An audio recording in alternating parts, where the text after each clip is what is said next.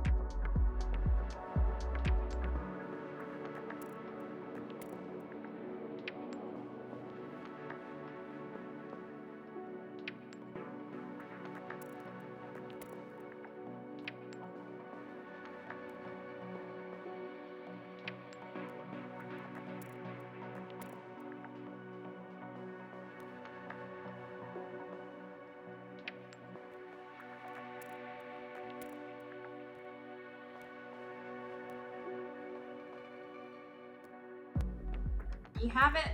Now let's give it a taste.